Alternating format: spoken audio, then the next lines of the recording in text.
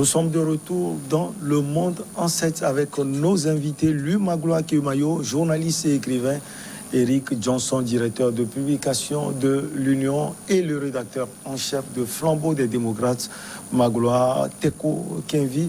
On parlait du Sénégal et de cette coalition qui regroupe le PASTEF d'Ousmane Sonko, Tassarou de Khalifa Sall et encore un autre parti politique, le PUR.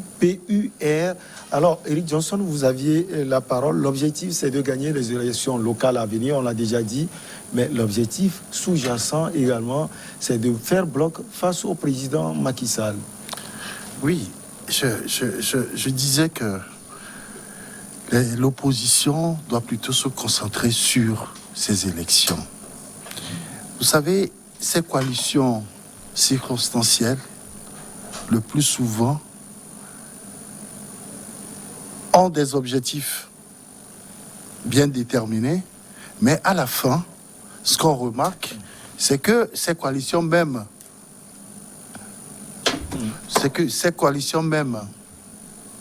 se disloquent et créent encore plus de tensions entre les différents partis qui les composent. Donc, je pense que l'opposition aujourd'hui est dans son rôle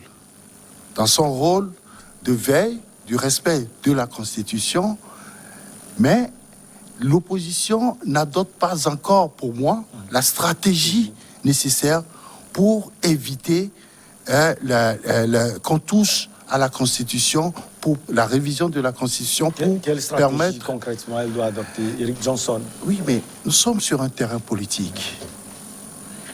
Je pense qu'ailleurs, ça se passe de tout commentaire. Les gens négocient dans les coulisses. Avec le pouvoir en place? Avec le pouvoir en place. Parce que si vous laissez tout ça là se faire et que c'est après, vous venez sortir encore les gens dans la rue, ça va encore créer plus de problèmes à ce pays-là. Vous savez, le Sénégal, je dis toujours que c'est un exemple de démocratie en Afrique. Cependant, ceux qui sont la réminiscence du troisième mandat, là, mais ça bat son plein partout. Tout le monde veut garder le pouvoir. Les gens pensent qu'ils sont indispensables. Mais si vous ne négociez pas, si vous ne discutez pas entre vous, parce que le pouvoir, c'est pas dans la rue, il faut aller chercher le pouvoir. Il faut chercher le pouvoir à partir de la base. Vous n'avez pas le fondamental. Mais vous dites que vous voulez bloquer quelqu'un. C'est à l'Assemblée, tout ça là se joue. Même si on doit organiser un référendum, mais si vous avez une bonne base politique, vous allez pouvoir bloquer cette révision de la Constitution. Donc, je pense que ces coalitions-là, à mon avis, si l'objectif, c'est de dire que nous voulons bloquer la révision de la Constitution pour que Macky Sall aille encore à une élection présidentielle, c'est qu'il faut travailler en amont. Alors, Louis Magloire Kemayo, quand on voit la nature même de cette coalition, Ousmane Sonko arrivé en 3e position lors des récentes élections présidentielles. Il y a aussi l'ancien maire de Dakar, Khalifa Sall, qui n'est pas n'importe qui. Et puis le PUR, c'est un bloc on ne peut plus solide face au président Macky Sall. Mais c'est un bloc, vous savez, ça ressemble à une équipe de Galactique en matière de football.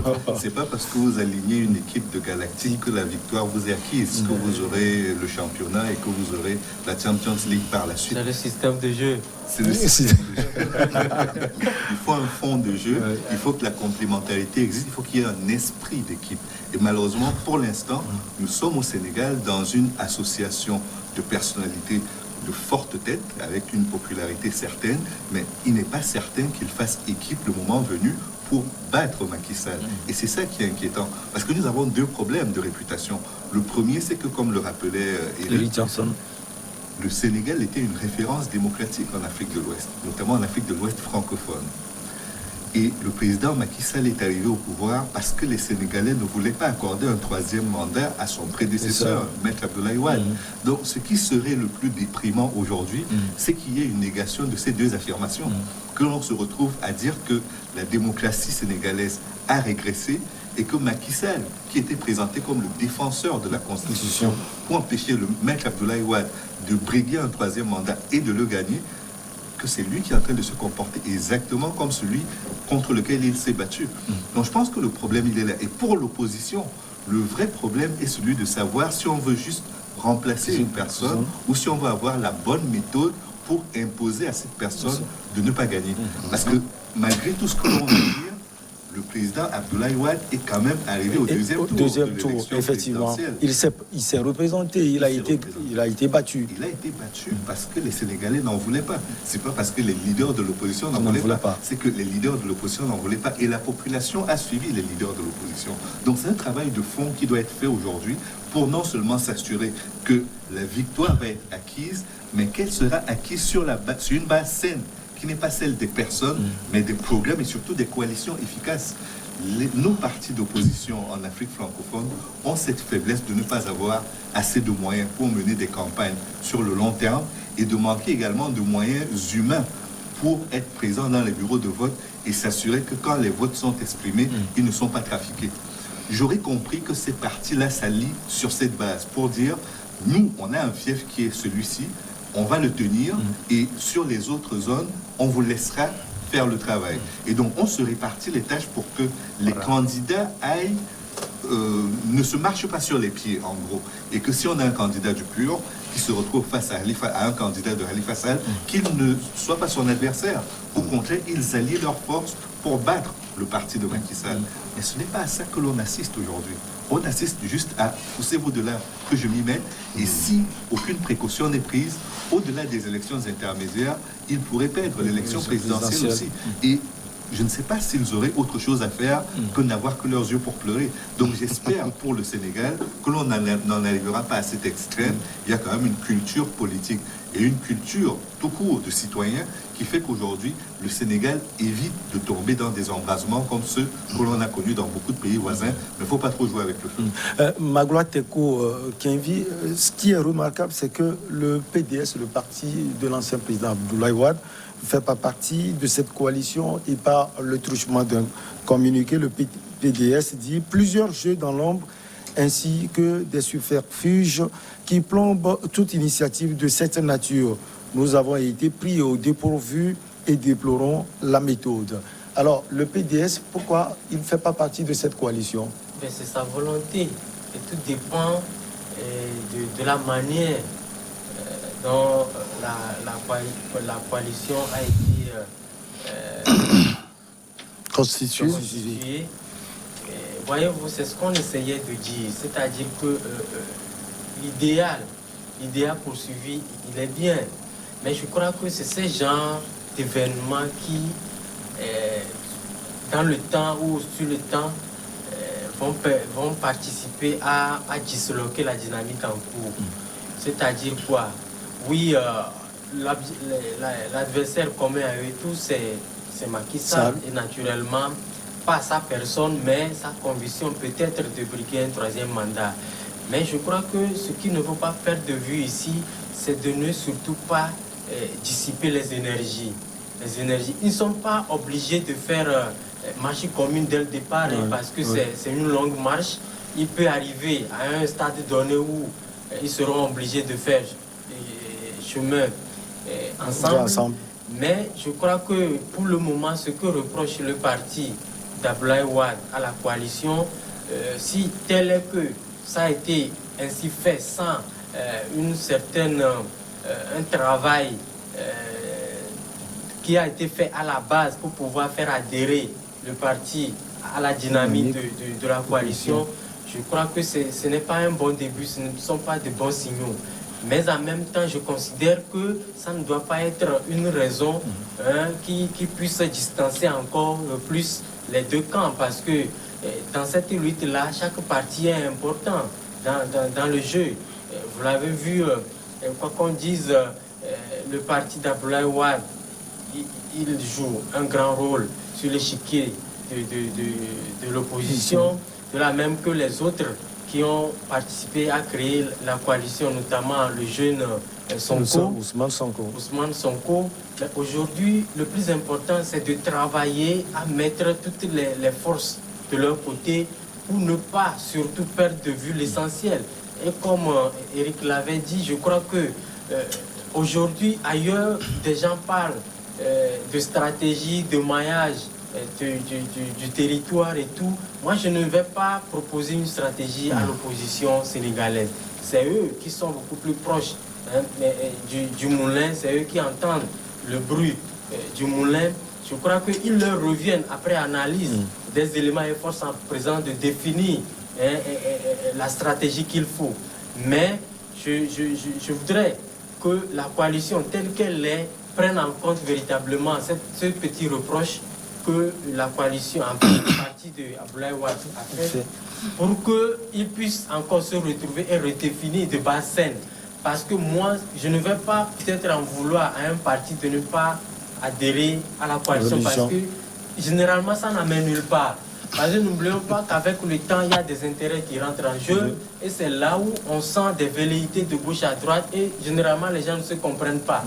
L'idéal, c'est de se mettre ensemble, travailler sur des paramètres donnés et préparer les élections législatives en question. Parce que le plus les souvent, élections locales. Les élections locales, parce que c'est à ce niveau que tout se joue. Même si le président Macky Sall voulait un troisième mandat, il ne va pas se lever un beau jour. Comme Eric l'a dit. Voilà, pour décréter ce troisième mandat, il va passer par des stratégies pour pouvoir appuyer de façon juridique le chemin qui va y mener. Donc, le plus important, c'est d'assainir d'abord la base et après, ça va se jouer du soir. On va terminer. Je pense qu'on ne va pas donner de conseils à l'opposition parce qu'elle est faite de gens qui sont suffisamment intelligents pour faire les choix les plus intéressants. Pour vous, Ousmane Sonko, c'est le fil d'Ariane de cette coalition? Non, il ne faut pas réfléchir en ces termes-là. Parce que rappelez-vous, quand le président Abdoulaye Wade perd son élection, il y a une coalition qui est montée contre lui. Et le président actuel, Macky Sall, ne fait pas partie de cette coalition-là. C'est une coalition. C'était exactement le même schéma. Ouais. Pourtant, cette coalition n'a pas pu battre Abdoulaye Wade. C'est Macky Sall qui l'a battu. Donc, ne sous-estimons pas la capacité des partis ou des individus à fédérer autour d'eux. Et puis, sur le plan idéologique tout court, est-ce que vous pensez qu'un socialiste, enfin, c'est comme ça qu'il se présente, et un libéral peut faire marche commune dans une même plateforme politique sans que cela pose de problème? Je n'y crois pas. Parce que vous avez là des libéraux et des socialistes qui vont essayer de se battre contre un libéral. Peut-être que ça marchera, tout est possible en politique. Mais je pense que fondamentalement, c'est impossible. Et que l'alliance de fond devrait se faire sur la base des idées et sur la capacité des uns et des autres de se compléter dans le combat politique et de se compléter également dans la vigilance par rapport à l'organisation des élections pour que la victoire ne leur soit pas volée. Ça, c'est quelque chose de capital. Mais pour ce qui est de dire qui est dans le vrai, qui est dans le faux et qui l'emportera, les photos, pour l'instant, on ne peut pas le dire. Le Togo, Covid-19, pandémie, la pandémie prend de l'ampleur. Eric Johnson avec vous, on va analyser les chiffres mis en jour le 3 septembre 2021 à 23h GMT. Cas actifs 4683, cas guéris 17 358, décès 193, cas confirmés au total 22 234, nombre total de textes 47 000. C'est 470 000 plutôt, 674.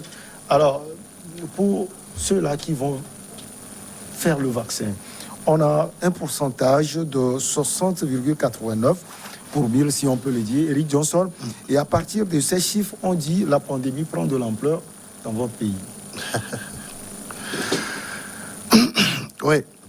Si on prend la situation globale, on a eu une première vague où on parlait de 25 à 50 cas par jour. En ce moment, tout était bloqué dans le pays. On a pris des mesures, on est allé en confinement, on ne pouvait plus travailler et tout. Après, il y a eu un peu d'accalmie. On est passé à 7 à 15 cas par jour. Et en ce moment, eh bien, tout le monde a pensé que c'était fini. Aujourd'hui, avec cette nouvelle vague où on passe jusqu'à 300, voire 400 cas par jour, effectivement, la pandémie prend de l'ampleur. Quand on prend le plan général, le plan global de la situation dans notre pays. Malgré tout, on dit que les frontières sont toujours fermées, mais laisse-moi te dire que c'est des frontières toujours, les frontières terrestres toujours poreuses, parce que nous avons fait l'expérience nous-mêmes. On est passé des deux côtés. On n'a pas voulu passer par les bits, comme on les appelle, mais on est passé par les frontières officielles. Là où il y a des agents qui travaillent et qui devraient normalement interdire à qui que ce soit de traverser les frontières. On est passé. Ça veut dire quoi? Vous êtes les journalistes et vous êtes capable de tout dire après. Oui, mais on est passé. C'est une sorte d'enquête. Mais c'était une enquête. Une enquête. Et j'avoue que c'est pas du tout fameux ce qui se passe là. Quelles que soient les décisions que le gouvernement va prendre aujourd'hui, j'avoue qu'avec ce que nous avons vécu, la contamination va toujours continuer. Maintenant, il revient aux populations elles-mêmes, il revient à nous, citoyens, de prendre nos responsabilités pour que cette nouvelle vague-là ne nous emporte pas. Maintenant, le gouvernement n'a pas autre solution que la vaccination. On a eu des doses d'AstraZeneca, mais vous avez vu avec la campagne anti-vaccin qui a très bien fonctionné dans le pays, les gens étaient réticents à aller se faire vacciner. Néanmoins, devant moi, parce que moi j'ai expérimenté cela, les agents de vaccination étaient là toute la journée. Parce que c'est quoi? Quand ils ouvrent une dose, il y a au moins 6 prises. C'est-à-dire que c'est 6 personnes qui peuvent être vaccinées. 6 à 8. Mais quand on ouvre la dose, on fait une première injection, une deuxième peut-être. Le soir, c'est fini. Il faut jeter cette dose-là parce que les gens ne venaient pas. On a perdu beaucoup de doses. Ça, je pense que la coordination a eu à se prononcer là-dessus. Et aujourd'hui, on invite les gens avec le Pfizer et puis Johnson & Johnson.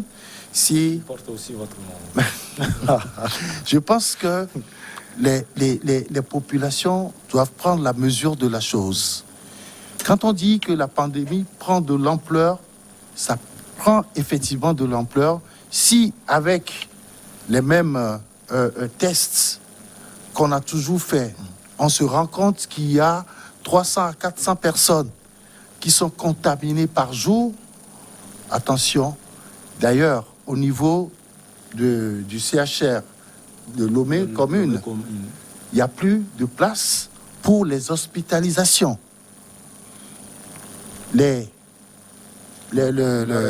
L'oxygène, oui, l'heure est très grave. L'oxygène qu'il faut pour, réanimer les gens est en train de finir quelque part, malgré les efforts du gouvernement. Laisse-moi terminer ce truc parce que c'est très important. Oui, il va parler. Mais il faut que les populations comprennent l'enjeu. On a dit qu'il y a une situation sanitaire grave. Moi, je peux me vacciner. Je me suis déjà vacciné. Tu peux le faire. Il peut le faire. Mais parce que nous comprenons la chose. Mais parce que nous, en tant qu'hommes de médias, nous devrons tout faire pour que les populations comprennent pourquoi ils doivent se faire vacciner. Aujourd'hui, il n'y a plus de place pour les hospitalisations. Des gens, nous avons quand même fait ce travail-là. Les gens ont appelé que, effectivement, ils sont malades. On est allé les tester, mais puisqu'ils n'ont pas développé beaucoup de symptômes, on leur a dit de rester chez eux, tout simplement. Alors, si je suis malade, c'est que c'est des gens qui doivent m'aider pour ma bouffe, pour mes soins, etc. Mais ces gens-là, ils deviennent des cas contacts. Et ainsi de suite, la maladie se propage dans le pays. Il faut qu'on fasse extrêmement attention. La situation qu'on a présentée, ceux qui sont vaccinés, quand ils contractent même la maladie, c'est moins risqué que ceux qui ne le sont pas du tout. Il faut qu'on prenne nos responsabilités. Alors, qu'est-ce qui peut expliquer aussi l'ampleur de la pandémie aujourd'hui au Togo? Eric Johnson a essayé de donner quelques pistes. Vous êtes rédacteur en chef de Flambeau des démocrates. Vous avez développé tout cela dans vos journaux. Oui, on en parle au quotidien, voyez-vous, parce que c'est l'actualité du moment, ça s'impose à nous, parce que c'est une question de santé publique également. Et je crois fondamentalement qu'il faut le dire la main sur le cœur, le gouvernement essaie de faire de son mieux. Je prends au mot le docteur Gilbert Djorlignanou, qui l'avait même dit dans cette semaine, que le gouvernement togolais fait partie de ces gouvernements-là qui ont fait assez de sacrifices dans cette lutte contre la Covid, du moins sur le continent ou dans la sous-région. Et quand ça vient de Dr Tchorlignanou, on peut prendre ça au sérieux. Absolument. Et donc, c'est vrai, on ne va pas dormir sur les lauriers, mais j'estime qu'au niveau du gouvernement, au niveau des officiels, on essaie de faire ce qui était possible humainement. Mais le plus important revient à nous, la population. Nous devons beaucoup plus nous discipliner, nous tenir au respect scrupuleux des mesures barrières, parce qu'aujourd'hui, oui, on semble, en tout cas, l'impression qu'on a, c'est que oui, naturellement, après plus d'un an comment ça va se dire, ça fait plus d'un an. De privation de tout, de confinement. C'est comme si on est lassé, n'est-ce pas, de faire de la monotonie tout le temps. Mais on oublie en réalité que le danger, il est permanent. Le danger, il est permanent. Aujourd'hui, vous voyez un peu un concitoyen dans la rue, il porte sa bavette, mais lorsqu'il n'a pas devant lui un agent de force de l'ordre, il enlève vite. Il peut l'enlever et quand il aperçoit de loin, il se met dans les conditions comme s'il se protégeait pour faire plaisir à l'agent de force de l'ordre, alors qu'en réalité, ça ne devrait pas être le cas. Je crois que c'est à ce niveau-là qu'on doit beaucoup plus mettre l'accent sur la sensibilisation qu'il faut faire, qu'il faut continuer toujours pas faire à la population. Mais ailleurs également, c'est que le danger qui nous guette également, c'est que dans quelques jours, il va y avoir la rentrée des classes. Alors qu'on sait comment ça se fait. La réalité chez nous ici, c'est que par exemple, si on prend le cas de Lomé, Lomé étant pratiquement situé sur une frontière, il y a de nos compatriotes dont le ménage se trouve de l'autre côté de la frontière et que les enfants sont obligés de traverser les frontières chaque matin pour venir à l'école à Lomé. Ils repartent. Mais qu'est-ce que l'autorité fait pour ces types de Togolais? Comme le doyen Eric l'a dit, on est des journalistes au quotidien, on fait l'expérience. C'est-à-dire que oui, au lieu, moi je considère que le fait de fermer, ou du moins de ne pas ouvrir les frontières terrestres officiellement, ça aussi, ça contribue à rendre complexe la situation. Parce que parallèlement, c'est du business purement qu'on a installé sur les frontières, surtout que les frontières terrestres sont assez poreuses. Au niveau de Casablanca, de Atikoumé, allez-y, vous allez voir. Des quartiers de Lomé. De Lomé. Et ça, je présume que ça, c'est à Lomé. Tout le long de Lomé jusqu'à Saint-Cassé, les frontières étant poreuses, comme je l'avais dit, les gens ont privilégié le côté business que la santé humaine. C'est pour cela que vous allez voir que le flux, il est permanent tous les jours. Mais au lieu de se consacrer, n'est-ce pas, au respect scrupuleux des mesures, non, on préfère soutirer des sous aux citoyens qui sont obligés peut-être d'aller de l'autre côté pour des raisons commerciales, au lieu de se concentrer justement sur le travail. C'est pour cela que moi, je n'ai jamais été d'accord, même si la décision revient au gouvernement. Moi, j'estime qu'il serait plus important d'ouvrir officiellement les frontières, maintenant quitte à soi les mécanismes qu'il faut pour contrôler au mieux les flux. Maintenant, l'autre aspect, c'est qu'on sait aujourd'hui qu'au niveau du centre hospitalier, Lomé commune, qui est réservé, n'est-ce pas, au traitement des cas Covid, les places sont saturées. Il n'y a plus de place aujourd'hui. Maintenant, on nous a informé dans ce pays que le gouvernement a commandé au moins 200 respirateurs.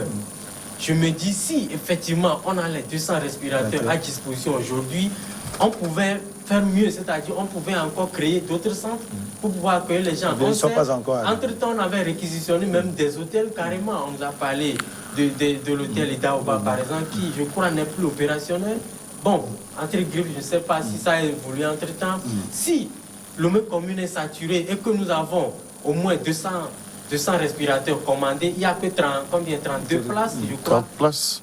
Oui, une trentaine de places au CHR Lomé commune, et que nous avons au moins à disposition 200 respirateurs, je crois qu'on peut, vu que nous sommes déjà dans la situation, les cas augmentent, il faut penser à peut-être ouvrir un autre centre pour pouvoir mieux traiter les cas dans ce pays. Les temps sont graves, hein. On l'a déjà dit, lui, Magloire Kimayo. Mais quand on prend les chiffres, à l'aune des chiffres que vous trouvez dans les autres pays de la sous-région de l'Afrique, les analystes disent également que les Togolais font trop de bruit. Non, ce n'est pas qu'on fait trop de bruit au Togo ou qu'on n'en fait pas assez dans les autres pays. C'est qu'un problème de santé publique, ça concerne tout le monde. Ça concerne les citoyens, ça concerne les gouvernants, ça concerne les professionnels de santé. Et il ne faut pas qu'on donne l'impression que les uns devraient en faire plus que les autres. Naturellement, nous sommes citoyens, nous sommes tous citoyens. Avant d'être dirigeants ou médecins, nous sommes tous citoyens. Et donc, on doit tous avoir à cœur de gérer cette crise sanitaire du mieux possible. Mais n'oublions pas que nous sommes dans des pays qui ne sont pas développés, qui ne sont développés ni sur le plan des infrastructures sanitaires, ni sur le plan des moyens financiers qui leur permettraient d'aller faire la concurrence avec les grands pays qui aujourd'hui trustent toutes les commandes de vaccins. Donc, il faut être humble de ce point de vue-là et réaliste également. Et puis, si on se contente de dire, parce que c'est le Togo et que les cas, dans l'absolu, ne représentent pas une grande partie de la population, comparé à la Côte d'Ivoire ou au Nigeria, ça va augmenter. Ça peut augmenter. Donc, il faut rester vigilant pour tout le monde et faire en sorte que la responsabilité individuelle de chacun, une fois qu'on met cela collectivement, ça apporte des résultats probants, que ce soit sur le terrain de la vaccination, que ce soit sur le terrain de la prise en charge sanitaire. Est-ce qu'il faudrait aujourd'hui réquisitionner également les cliniques? Parce qu'au-delà des hôpitaux publics, il y a d'autres infrastructures sanitaires qui peuvent être également sollicitées. Peut-être qu'il faudra trouver une formule qui permette au secteur privé, dans le domaine de la santé, de prendre également le relais des efforts gouvernementaux qui sont fournis pour contenir cette crise sanitaire. On reste toujours au Togo avec les activités du programme Seuil qui sont lancées. La signature de l'accord de don qui octroie au Togo le programme Seuil de la Millennium Challenge Corporation est opérationnel depuis jeudi. L'entrée en vigueur de cet accord est d'une valeur de 35 millions de dollars du programme Seuil mis en œuvre sur une période de 4 ans. Et le programme comporte, Magloire, 2 volets, notamment le projet de réforme des technologies de l'information et de la communication. Ça, c'est le premier volet. Oui, je crois que, comme nous le savions tous, le Togo, notre pays, est depuis quelque temps déjà au carrefour de son développement et on multiplie, n'est-ce pas, les initiatives pour répondre au mieux à cette vision-là. Et c'était justement dans cette dynamique que le Togo a adhéré, n'est-ce pas, à ce projet de MCC, Challenge Concile. Voilà. MCC. Voilà, c'est de l'anglais donc on peut. Mais je crois que aujourd'hui ça fait plaisir parce que citoyen que je suis, moi j'épouse fondamentalement tout ce qui est projet de développement. Mais je crois que ce qu'il y a à dire, c'est que le MCC, ce n'est pas quelque chose qui est octroyé comme cela. Ouais. Il faut... Vous voulez parler de contrepartie? Non, pas de contrepartie, mais le partenaire. Le partenaire A fait les choses en telle sorte que vous devez remplir un certain nombre de conditions pour pouvoir avoir la cagnotte. Maintenant, je me réjouis que le Togo, notre pays, fait du chemin à la matière, mais je crois que pour y arriver tout simplement, il faut veiller à ce que des efforts soient également faits dans plusieurs domaines donnés. Voyez-vous, c'est un package où on retrouvera, n'est-ce pas, le volet respect des droits de l'homme, on retrouvera le volet... Beaucoup de volets, comme vous l'avez dit, la technologie et tout. Mais c'est vrai qu'il y a une récente évaluation où on nous reprochait de n'avoir pas fait suffisamment d'efforts en matière de droits, de liberté individuelle et collective. Et c'est ça qui fait que... Donc vous pensez qu'il y a des efforts à faire? Oui. On se chamaillait ici autour de ce tableau lorsque le sujet est d'actualité. Nous l'avons dit que oui, tel que les choses sont actuellement au pays, ce ne sont pas faits. C'est vrai que sur le terrain typiquement politique, oui, ça arrange le pouvoir parce que ça a permis à ce qu'on ait pu arriver à contenir un peu la vague de l'opposition qui contestait depuis 2017. Il y a eu de la calmie au pays. Politiquement, c'est un acquis pour le pouvoir. Mais n'oublions pas que le Togo s'est engagé dans plusieurs projets de développement et qui nécessitent donc le respect de certaines conditions, dont les libertés individuelles et collectives. Et entre-temps, le MCC est revenu sur le sujet que les amis du Togo, vous faites assez d'efforts, mais il y a encore des efforts à faire en matière de liberté publique et individuelle. Donc, je crois que ça nous amène, nous sommes tous des citoyens, mais quand on considère que quelque part, il y a des faiblesses, il faut l'améliorer, qu'on ne prenne pas ces gens-là qui font ces propositions comme peut-être des opposants ou des antipatriotes, mais c'est dans le seul but d'amener le gouvernement à parfaire ce que nous faisons déjà pour que, à la fin, nous puissions avoir cette cagnotte-là qui puisse permettre au gouvernement de construire des salles d'école, des bâtiments, des hôpitaux un peu partout pour que les citoyens, d'où qu'ils soient, puissent avoir accès à l'éducation, à la santé. Surtout que le régime, par exemple, le régime sanitaire que nous avons à l'heure actuelle, ce n'est pas favorable aux gens vulnérables. Par exemple, quand on prend l'INAM ou l'assurance maladie, c'est vrai qu'on essaie d'étendre ça à toutes les couches sociales, mais dans le contexte actuel, c'est que ceux qui ont déjà les moyens, c'est eux qui bénéficient, c'est-à-dire les fonctionnaires, les ayants droit, c'est les familles et tous ceux qui sont dans les entourages, dans les ménages des fonctionnaires. Mais l'idéal voudrait que le Togolais lambda, qui n'a même pas peut-être les moyens suffisants de se faire soigner, puisse être couvert par cette assurance maladie. Et je crois que l'objectif final, c'est que si le Togo arrive à terme à avoir ce programme américain, c'est que ça va rendre plus facile. 35 millions de dollars, voilà. C'est lourd. Alors, lui, Magloire Kemayo, l'autre volet porte sur le projet de réforme foncière pour accélérer la productivité agricole au Togo. Oui, l'autosuffisance alimentaire. Bien sûr. Et puis, au-delà de l'autosuffisance alimentaire, arriver à résoudre cette question de la vie chère, y compris pour les produits alimentaires. Parce que si on doit importer de la nourriture qui aurait pu être produite sur place, c'est un vrai problème en soi. Ici, à côté de ça, même en produisant, c'est beaucoup trop cher pour le marché local, que les gens ne peuvent pas s'acheter les produits qui sont produits localement. Ça fait un deuxième problème, ça en fait beaucoup de problèmes.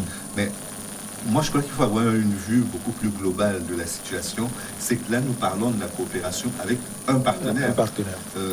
C'est toujours bien d'avoir beaucoup de partenaires autour de soi, mais c'est surtout mieux d'arriver à gérer sa politique sans être, sans être Influencé. exposé, comment Influencé. sans être influencé, mais sans être exposé aux Exposé. aléas de l'appréciation des autres. Des autres. Parce que les États-Unis vont vous poser des conditions, le Danemark vous apportera à peu près le même montant, voire moins, vous posera ces conditions, il y aura de l'évaluation, c'est du temps qu'il faudra consacrer à tout cela, et tant que ça marche, c'est bien. C'est quand le partenaire commence à émettre des points de vue de façon bruyante, en disant c'est pas bon, on dit mais, vous n'avez pas le droit de vous immiscer dans nos affaires intérieures, et on commence à avoir des problèmes entre les deux gouvernements. Donc je pense que c'est bien d'avoir des partenaires qui soutiennent les efforts, mais ce qui serait vraiment mieux, c'est que le Togo commence par lui-même, au niveau de tous les acteurs, que ce soit les citoyens, les gouvernants ou les opérateurs économiques, à être autosuffisant sur le plan de son développement. Et si de l'aide extérieure est apportée, comme c'est le cas avec les Américains, que cette aide soit un plus qui permet au pays de donner un coup de fouet supplémentaire à sa dynamique de développement. Tous les partenaires aujourd'hui sont presque unanimes pour reconnaître que les efforts qui sont faits pour faire du Togo un hub et puis faire de lui surtout un partenaire économique fiable vont dans le bon sens. Mais il ne faudrait pas que ces efforts-là soient relâchés ou qu'ils soient contrariés par le fait qu'au lieu de travailler à la réalisation des objectifs, on travaille à évaluer, à répondre aux critères d'évaluation des différents partenaires tout au long du mois. Pour arriver à la productivité agricole, Eric Johnson, il faut arriver à résoudre les problèmes fonciers au Togo. C'est aussi important. Oui, c'est très important. Vous savez, on en parlera toujours parce que quand vous allez au niveau de la justice aujourd'hui, 90% des affaires viennent du foncier. Tout simplement. Parce que les différentes réformes établies ne permettent pas de résoudre aujourd'hui ce problème-là au point où ça divise tout le monde. Tout le monde a quelque part un problème foncier avec X ou Y. Ça, si... Et là, vous êtes sûr, si on n'arrive pas à résoudre ce problème, on ne peut quand même pas exécuter ce programme. Le second aspect de ce programme. Non. C'est comme construire une maison sur du sable. Oui. Le programme MCC, je pense qu'il faut essayer d'expliquer un peu ce que c'est. D'abord, c'est un programme américain qui s'appelle le Millennium Challenge Council. C'est les Américains qui ont développé ce programme-là pour aider les pays, comme on dit, les pays pauvres, comme le nôtre. Et donc, le pays soumet un dossier qui est étudié, évalué, et on dit, OK, par rapport aux besoins de ce pays-là, voilà le programme que nous allons développer. Et donc, il y a des indicateurs. Il y a au moins, je crois, 14 indicateurs, et le Togo a fait des efforts. En moins de 3 ans, on a déjà réussi plus de la moitié des indicateurs, c'est-à-dire plus de 7. Donc les efforts sont faits. Oui. Maintenant, le Togo va continuer ses efforts. Maintenant, surtout sur le plan foncier. Oui, j'explique. Quand vous arrivez à un certain niveau, il y a ce qu'on appelle le Millennium Challenge Accounts, MCA. Et aujourd'hui, le Togo est déjà à 11 indicateurs réussis. Et donc, le Togo va bénéficier d'un appui de ce programme-là pour faire des programmes comme le foncier et les technologies, les TIC. Et donc, le Togo bénéficie de ce que vous avez écrit, le threshold, c'est le programme Seuil. C'est le programme Seuil du Togo aujourd'hui. Ça fait 20 milliards de francs CFA. Ce programme-là va nous permettre de faire des réformes dans les deux domaines, le domaine d'éthique et le domaine du foncier. Et en répondant à ta question, c'est pour dire que l'argent que le Togo va avoir aujourd'hui, on a déjà signé, tout paraphé et tout. Donc, l'argent qu'on va recevoir, ça va nous permettre de mener des réformes substantielles dans le foncier et les technologies. Parce que, vous savez, le foncier, comme nous le disons tous, c'est un problème crucial. On est parti du fait que, par exemple, dans nos familles, les femmes ne bénéficiaient pas d'héritage dans le foncier. Mais il faut faire des réformes pour que, si la femme, elle est l'unique fille de la famille, pourquoi ne va pas-t-elle bénéficier de tout ça et exploiter? Donc, vous voyez, c'est un processus. Donc, l'État a commencé par mener déjà des réformes dans le foncier. Et il faut aller jusqu'au bout pour permettre aux producteurs, aux agriculteurs, je veux dire, de pouvoir tenir. Parce que quand vous n'avez pas de terre, vous êtes un pays à potentiel agricole et vous n'avez pas de terre. Vous avez des gens qui ont des terrains qui les ont bloqués, des gens qui achètent 500 hectares à ne rien foutre là-dessus, alors qu'on a besoin de cette terre-là pour produire dans l'agriculture, pour faire de l'élevage, pour faire de la pisciculture. Donc, tout ça, c'est pour nous permettre d'évoluer dans notre développement à travers l'agriculture. Donc, je crois que c'est fondamental pour le pays. Je voudrais vous dire que, par exemple, vous savez, lui a voulu toucher du doigt le problème qu'on a avec nos pays frères et amis, les pays et les puissances qui nous aident. C'est qu'à un certain moment, ce programme devait commencer depuis. Mais il s'est fait que ce que les États-Unis présentaient dans le programme, vous allez prendre de l'argent, on va vous envoyer des coopérants pour venir exécuter. Ils pèsent, c'est-à-dire financièrement, je veux dire. Oui. Et donc, ils sont logés sans impôt. Et vous voyez, des gens seront en train de travailler aux États-Unis sur vos programmes ici. Donc, l'État togolais, à un certain moment, a dit non, nous ne pouvons pas fonctionner de cette manière. Il faudrait qu'on révise le fonctionnement de ce programme-là. Et c'est ce qui a été fait. C'est pour ça on a pris du retard pour signer finalement cet accord de financement. Cette question entre les deux Maglois, qui veut la prendre, je la pose souvent. Est-ce que le Togo a forcément besoin de cette aide? Je crois que non. Il faut se dire la vérité par moi, parce que moi j'ai eu à écouter le représentant du FMI au Togo qui est en partance, et il avait décrit un peu... Tapsoba. Oui. Il nous disait en réalité que le Togo, pris comme tel, c'est un petit pays, mais on a quand même assez de ressources. Le tout, c'est de savoir manager nos partenariats. Aucun pays ne vit en autarcie. On doit forcément développer des partenariats avec d'autres puissances et tout. Mais comme Magloire l'avait souligné en temps, les partenariats avec leurs contraintes également.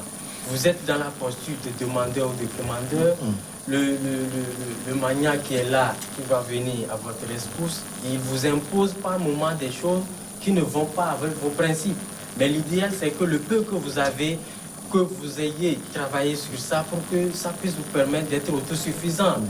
Aujourd'hui, je crois que l'idéal, c'est qu'il est beaucoup plus mieux de travailler à avoir des dettes intérieures plus que travailler pour l'extérieur. Mais je crois que c'est que vos petits-enfants vont payer. Je ne suis pas économiste, mais c'est ce qui semble le mieux. Et avec le peu de ressources qu'on a, si on sait manager tout ça, je crois qu'on s'en servirait. La dette intérieure aussi a ses conséquences sur les opérateurs économiques. Ça tue des entreprises internes. Le plus important, c'est internes. qu'aucun pays ne peut évoluer sans des dettes, mais s'endetter, mais essayer au mieux de solder les dettes pour permettre aux entreprises locales et plus d'avoir de l'oxygène.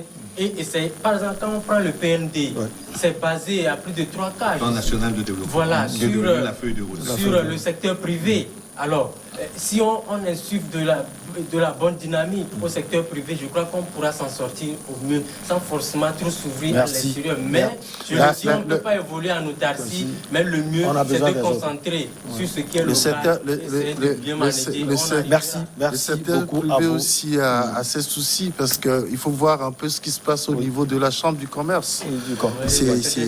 Merci infini à vous. Magloire Teko Kenvi, rédacteur en chef de Flambeau des démocrates. Merci Eric Johnson, directeur de publication de l'Union.